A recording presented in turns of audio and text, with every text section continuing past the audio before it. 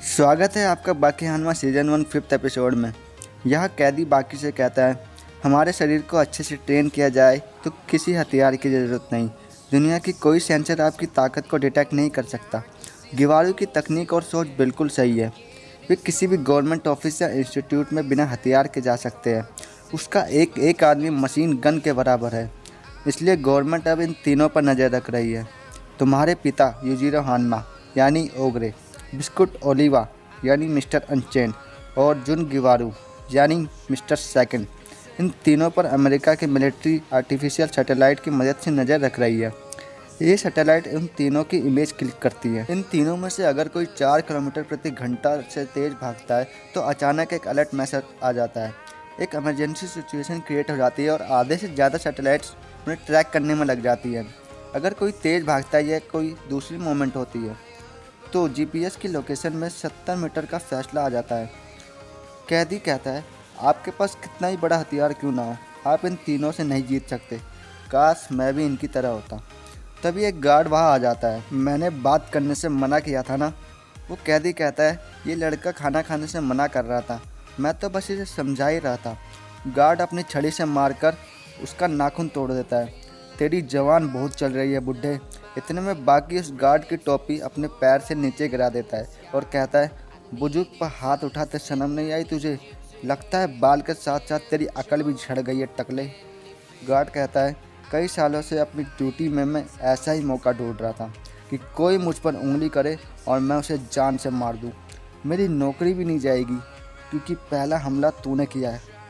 वो बाकी को मारने वाला ही होता है, लेकिन बाकी उसे किक मारकर बाहर फेंक देता है। बाकी कहता है, अब भी वक्त है, मेरी बात मान लो। वो गार्ड अपनी छड़ी से बाकी पर बार बार वार करता है और बाकी उन वार से बचता है और उस पर अपने पैर से ही हमला करता है। वो गार्ड नीचे लटक जाता है, लेकिन बाकी उसे पकड़ लेता है। वो कहता है, मुझे बचा लो। इतने में मिस्टर सेकंड वहाँ आया और बोला, इसे बचा के तुम्हें क्या मिलेगा, आखिर ये भी तो अमेरिकन ही है।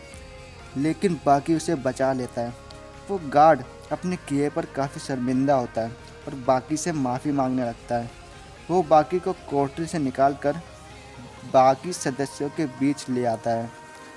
अब बाकी को धूप में रोड बनाने के लिए लोहा गाड़ने का काम दिया जाता है।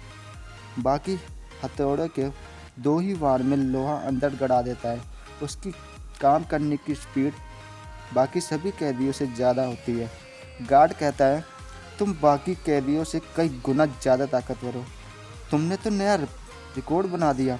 आयरन माइकल को भी 3 बार हथौड़ा मारना पड़ता है एक लोहे पर। ब्रेक टाइम होता है, सभी कैदी खाना खा रहे होते हैं। बाकी आयरन माइकल के पास आता है, कहता है, सुना है आप अगले महीने जेल से छूट रहे हैं, आप बाहर क्यों जा रहे हैं? आयरन माइकल कहता है, फिर से वर्ल्ड हैवीवेट चैम्पियनशिप जीतने। 3 महीने बाद मेरा बॉक्सिंग मैच है। ब्रुकलिन में मेरा टीम मेरा इंतज़ार कर रही है। वही एरिज़ोना स्टेट प्रिजन के नाम पर डोनेशन का चेक आया होता है। ऑफिसर बताता है कि ये चेक इंटरनेशनल बॉक्सिंग एसोसिएशन के चेयरमैन ने दिया है। वे नहीं चाहते कि चैंपियन बेल्ट फिर से किसी मुजरिम के हाथ लगे। 1960 के दशक में हैवीवेट फाइट में जितने पैसे आए थे, लगभग उतना ही एक फ्लॉप फिल्म भी कमा लेती है, क्योंकि हैवीवेट चैंपियनशिप जीतने वाला एक मुजरिम था। उसने जेल में ही बॉक्सिंग सीखी। वो चैंपियन तो बना, लेकिन फिर भी उसे लोगों का प्यार नहीं मिला। इससे बॉक्सिंग के स्पॉन्सर्स खतरे में पड़ गए थे। वे नहीं चाहते दोबारा ऐसा वक्त आए।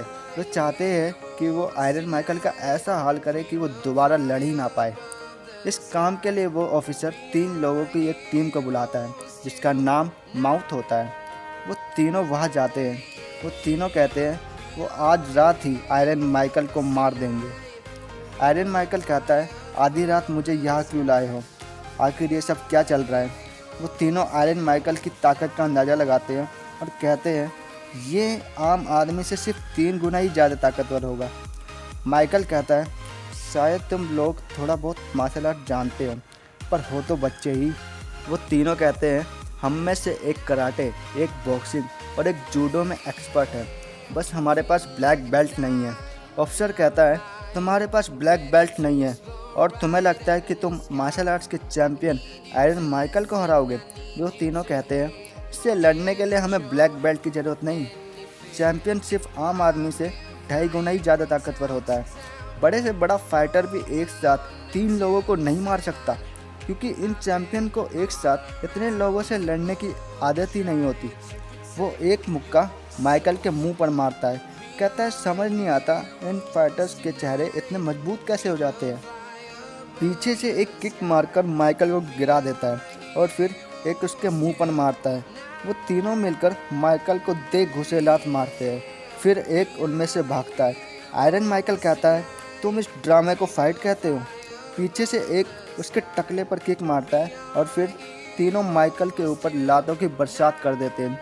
वे तीनों उसे बुरी तरह पीट रहे होते हैं, बारी बारी एक साथ उसके मुंह पर लात मारते रहते हैं। माइकल उनसे दूर भागकर एक कोने में चला जाता है और बॉक्सिंग की पोजीशन ले लेता है। वो तीनों कहते हैं चलो ठीक है, अब हम इससे हराने के लिए बॉक्सिंग करेंगे। एपिसोड यहीं पर ख़त्म हो जाता है।